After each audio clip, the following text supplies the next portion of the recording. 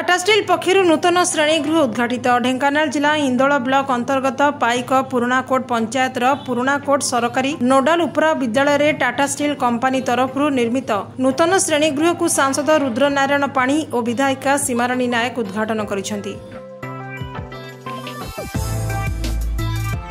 सांसद और विधायिका विद्यालय परिसर में पहुंचवा क्षणी टाटा स्टील पक्षर नृसिंहचरण महापात्र और के सौरभ पुष्पगुच्छ दे संबर्धित करथिले।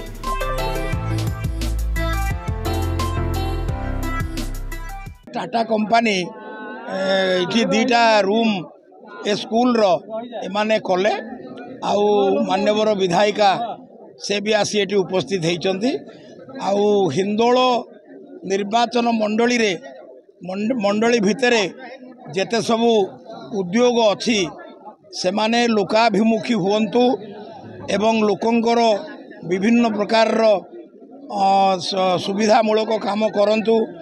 मेनली पानीय जल उपरे गुरुत्व दिंतु। बाकी कम्युनिटी सेंटर तो होउची ये सबू कथा गुड़ाक ठीक भाव में केमिति हब से आमे आम दल तरफ भी अतीत बहुत थर आंदोलन ठू आरंभ कर विभिन्न प्रकार प्रेसर सेतेबेले देइथिलु।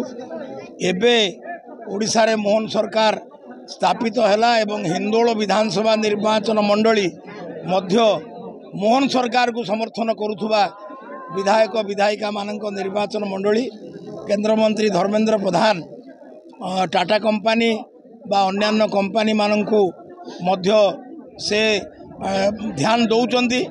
कंपनी रे स्थानीय बेकार युवक युवती मानकर योग्यता भित्तिक नियुक्ति एवं सेमाने तांकर लाभांशरू जो प्रकार माने लोकहितकर काम करने कथा सेटा करंतु बोली आमर दृष्टिकोण। एमएलए एमपी उभयंकर से दृष्टिकोण आमे चेष्टा करूचु काम जेपरी ठीक भाव में हम। आज पाइक पुराकोट यूपीरा स्कूल जो इंफ्रास्ट्रक्चर काम चली दीटा क्लासरूम करिछि टाटा आज एमपी आम सहित तो अच्छा अन्य समस्त मंडल सभापति मान अच्छा कंपानी समस्त जो मैंने दायित्व नहीं रही टाटा कंपनी की मध्य धन्यवाद दौचु जे आम अंचल पेरीफेरी काम को टिके दृष्टि देइचंदी। तेणु आज कथबार्ता होचु अंचल पानीय जल लोक मानकर कम्युनिटी सेंटर अन्य जो मौलिक सुविधा रही समाधान करने टाटा सहित आम भी आलोचना एमपी और दुई जन जाक आलोचना करूँ। लोक मानकर जहाँ छोट मोट समस्या रही कंपनी जहाँ कर सहित भी आलोचना करूँ। ये दीटा क्लासरूम देती बहुत धन्यवाद दूची।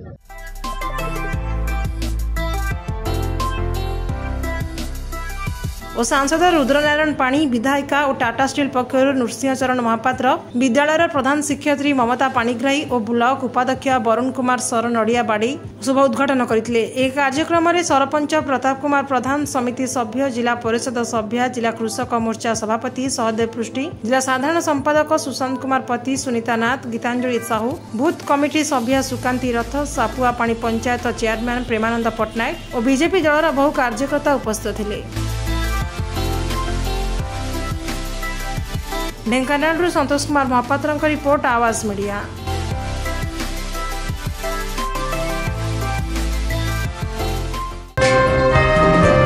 Please subscribe Awaaz Media on YouTube and press the bell icon.